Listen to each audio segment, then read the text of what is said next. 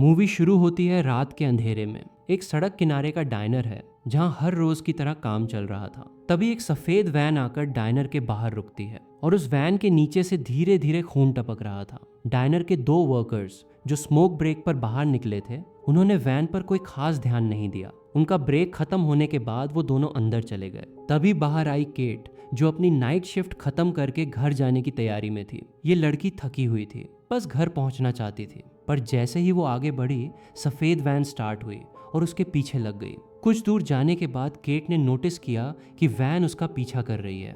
वो घबरा गई। ये बात वैन के ड्राइवर ने भी महसूस कर ली, तो उसने वैन आगे बढ़ा ली। केट ने सुकून की सांस ली और आराम से अपने घर पहुंच गई। पर दोस्तों, ये सुकून बस कुछ पलों का था। जैसे ही उसने दरवाजा खोलने के लिए चाबी निकाली, पीछे से वैन का ड्राइवर आया और उसने एक जोरदार हथौड़ा मारकर केट को वहीं ढेर कर दिया। उसने केट को वैन में डाला और एक बड़े से वेयर हाउस में ले गया।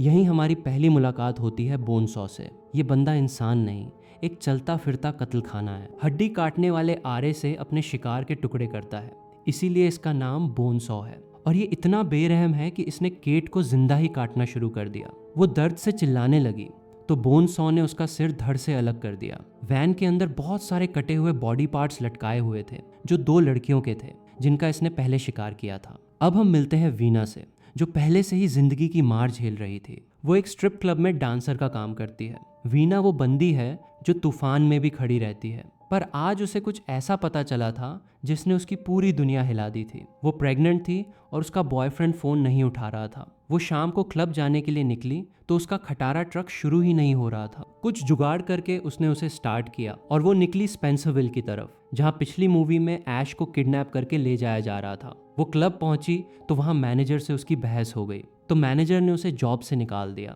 वहीं एक आदमी भी उसे देख रहा था जो सिर्फ उसी के लिए क्लब आता है। इस बंदी के हर तरह से एल लगे हुए हैं। सेम टाइम हम मिलते हैं शेरिफ कॉनल से, जो केट का केस देख रही थी।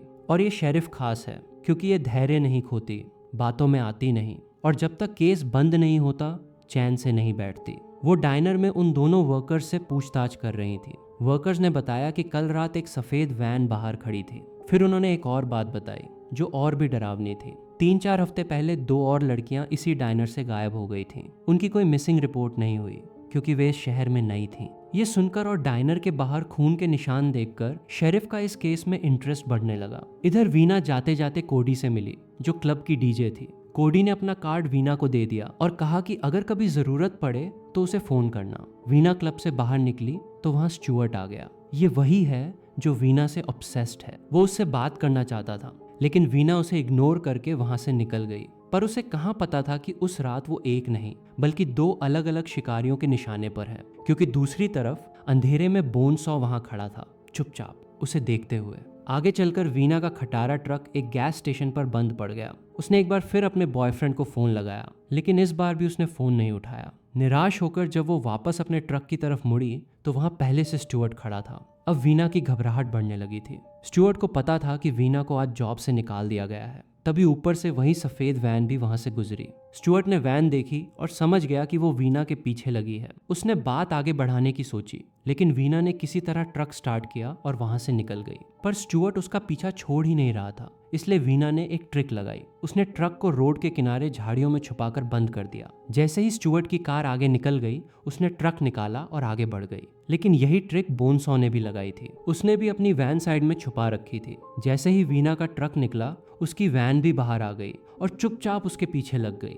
आधी रात की उस सूनी सड़क पर इनका खूनी थ्रीसम शुरू हो चुका था। यहाँ से वीना सीधे अपने बॉयफ्रेंड स्टीव के घर पहुंची, लेकिन स्टीव किसी और लड़की के साथ था। वीना ने उसे बताया कि वो उसके बच्चे की मां बनने वाली है, लेकिन स्टीव ने ठंडे दिल से दोनों बातों को नकार दिया। उसने न बच्चे को माना न वीना को। दोस्तों, सोचिए उस पल वीना की क्या हालत रही होगी। नौकरी जा चुकी है, वो प्रेग्नेंट है, और जिस इंसान पर उसे सबसे ज्यादा भरोसा था उसने भी मुंह फेर लिया। वो बिना एक शब्द कहे वहां से चली आई। इसके बाद वो एक डाइनर में जाकर बैठ गई।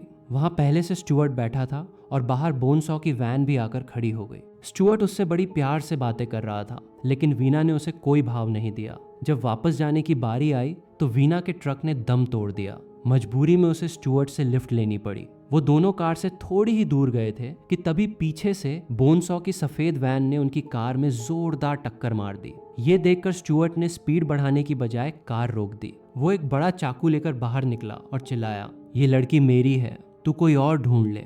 स्टुअर्ट लड़की के सामने हीरो बनने की कोशिश कर रहा था, लेकिन उसका हाल भी वही होना था जो हर किसी का होता है। बोनसॉ वैन से निकला, हथौड़ा हाथ में लिए। बिना किसी हिचकिचाहट के उसने वो हथौड़ा स्टुअर्ट के सिर पर दे मारा। ये देखकर वीना कार के पीछे छुप गई। बोनसॉ ने उसे भी पकड़ लिया, लेकिन वीना ने उसके मेन पॉइंट पर लात मारी और किसी तरह खुद को छुड़ा लिया। लेकिन इनके इस खूनी थ्रीसम के बीच में एक कपल आ गया जिन्होंने वीना को टक्कर मार दी। वो दोनों आपस में एक दूसरे पर इल्जाम लगाने लगे। इसी का फायदा उठाकर बोनसॉ ने चुपचाप स्टुअर्ट की लाश वैन में डाली और वहां से निकल गया। वो कपल भी डर के मारे अपने रास्ते निकल गए और सड़क पर बेहोश पड़ी रह गई वीना। इसके बाद बोनसॉ स्टुअर्ट की लाश को वेयरहाउस में ले आया और उसके पुर्जे अलग कर दिए। अगले दिन शेरिफ हॉस्पिटल पहुंची, जहां वीना अभी भी होश में नहीं आई थी। नर्स को उसके पास से कोडी का कार्ड मिला तो शेरिफ ने कोडी को हॉस्पिटल में बुला लिया, लेकिन कोडी को भी नहीं पता था कि वीना का ये हाल कैसे हुआ है। अब हम जेड की कहानी पर आते हैं। जेड वही बारटेंडर है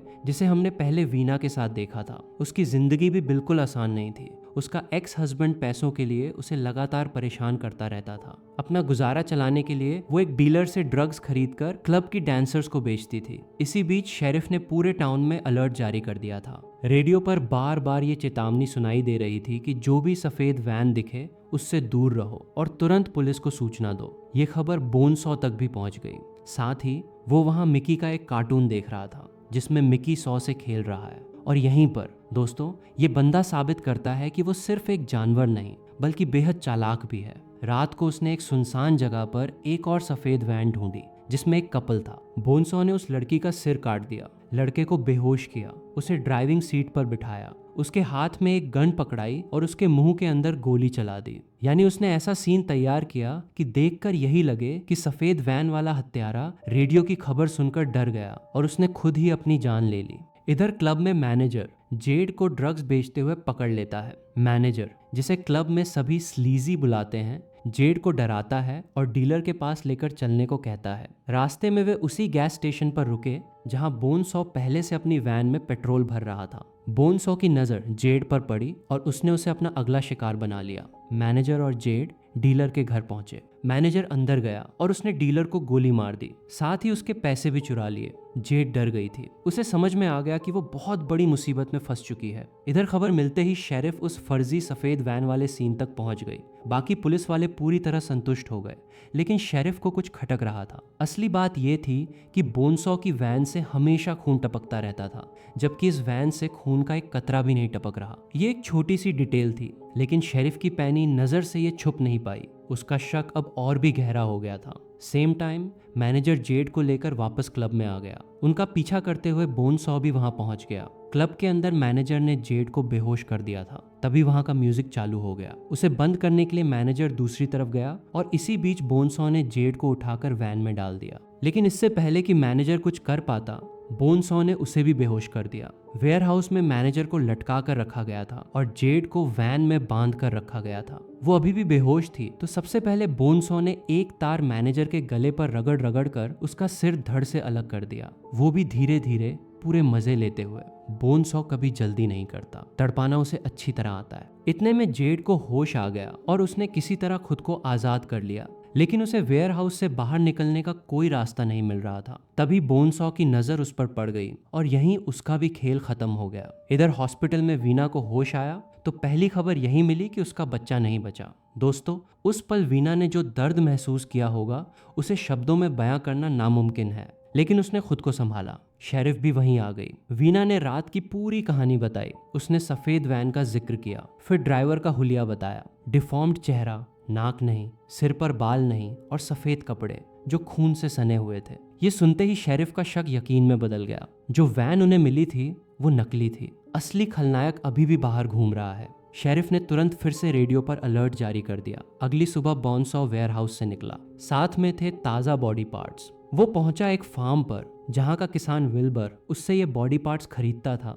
ताकि अपने सुअरों को खिला सके। ये एक और खौफनाक सच्चाई थी। एक बंदा हत्या करता है और दूसरा उसी से बिजनेस करता है। इनफैक्ट दोनों एक दूसरे के बिना अधूरे थे। वापस आकर बोनसॉ ने अपनी वैन को और भी मजबूत बना लिया। जेड जिस तरह अंदर से आजाद हो गई थी वैसा दोबारा नहीं होना था। अब जो भी उस वैन के अंदर जाएगा वापस जिंदा नहीं निकलेगा। इधर कोडी उस दिन एक फॉर्चून टेलर के पास गई थी। उस बूढ़ी औरत ने कोडी से एकदम साफ कहा, मौत तुम्हारे बहुत करीब है, वो तुम्हारे इर्द गिर्द मंडरा रही है। कोडी को ये सब बेकार की बातें लगी। वो हंसकर वहां से चली आई। पर दोस्तों, फॉर्चून टेलर हमेशा गलत नहीं होती। उस रात बोनसॉ फिर से शिकार पर निकला। रास्ते में उसे वही ट्रक दिखा जिसने वीना को टक्कर मारी थी। वो कपल पास ही आग जलाकर बैठा था। बोनसॉ ने कोई मौका नहीं गंवाया। उसने दोनों को वहीं खत्म कर दिया। इसके बाद वो स्ट्रिप क्लब के बाहर पहुंचा। उस वक्त क्लब बंद था। तभी वहां कोडी आ गई। वो कुछ काम निपटाने आई थी, लेकिन उसे क्या पता था कि आज रात उसका ही काम निपटने वाला है। तभी उसकी नजर सफेद वैन पर पड़ी। कोडी की सांस एक पल के लिए थम सी गई, लेकिन वो तुरंत अंदर भागी और पुलिस को फोन कर दिया। ये खबर शेरिफ तक पहुंची। शेरिफ वीना को अपने साथ लेकर क्लब की तरफ निकल पड़ी, लेकिन उनके पहुंचने से पहले ही बोनसॉ कोडी को वैन में बंद करके वेयर हाउस की तरफ निकल चुका था। रास्ते में बोनसॉ गैस स्टेशन पर रुका, लेकिन इस बार वहां के वर्कर ने उसे देख लिया। उसने तुरंत पुलिस को फोन कर दिया। पुलिस ने उसे कहा कि स्टोर के अंदर ही रहो और सतर्क रहो, लेकिन उस वर्कर की पहले ही फटी पड़ी थी। वो मौका देखकर वहां से भाग गया और ये उसके लिए अच्छा ही था, क्योंकि बोनसॉ ने उसे फोन मिलाते हुए देख लिया था। जब तक शेरिफ गैस स्टेशन पहुंची तब तक वैन जा चुकी थी, लेकिन जमीन पर खून के निशान थे। शेरिफ ने उनका पीछा जारी रखा। थोड़ी दूर आगे उन्हें वही सफेद वैन दिखाई दे गई। उसने सायरन बजाकर वैन रुकवाई और बंदूक लेकर ड्राइवर की तरफ बढ़ी, लेकिन बोनसॉ पूरी तरह तैयार था। उसने शॉटगन से शेरिफ का सिर उड़ा दिया। ये देखकर वीना पुलिस कार के पीछे छुप गई। बोनसॉ को कार में कोई और नहीं दिखा तो वो आगे निकल गया। ऐसे में वीना ने जल्दी से शेरिफ की बंदूक उठाई, पुलिस कार ली और वैन के पीछे लग गई। रास्ते में उसने बैकअप भी बुला लिया और कोडी को बचाने निकल पड़ी। वीना वेयर हाउस तक पहुंची। वो सीधे अंदर नहीं गई, बल्कि उसने दिमाग का यूज किया। उसने पुलिस कार को थोड़ी दूर पार्क करके उसका सायरन चालू छोड़ दिया। बोनसॉ का ध्यान पुलिस कार की तरफ चला गया। इतने में वीना ने वैन खोलकर कोडी को आजाद करने की कोशिश की, लेकिन बोनसॉ ने वैन में जो मॉडिफिकेशन किए थे वो सच में काम आए। कोडी अंदर से निकल ही नहीं सकती थी। तभी बोनसॉ वापस आ गया। उसने वीना पर गोलियां चलाईं, लेकिन वीना बच गई। फिर वीना ने उस पर गोली चलाई। गोली उसे लगी, लेकिन बोनसॉ पर उसका कोई असर ही नहीं हुआ। ये बंदा सच में एक मॉन्स्टर है। अब वीना के पास एक ही रास्ता बचा था। वो कोडी समेत पूरी वैन लेकर वहां से भागने लगी। बोनसॉ ने पुलिस कार ली और उनके पीछे लग गया। उसने एक गोली चलाई और वैन का टायर उड़ा दिया। वैन रोड से उतर गई। बोनसॉ ने वैन का पिछला दरवाजा खोला, लेकिन तब तक वीना कोडी को बंधनों से आजाद कर चुकी थी। कोडी के हाथ में एक हथौड़ा था और बोनसॉ के हाथ में उसका मशहूर बड़ा सा सॉ।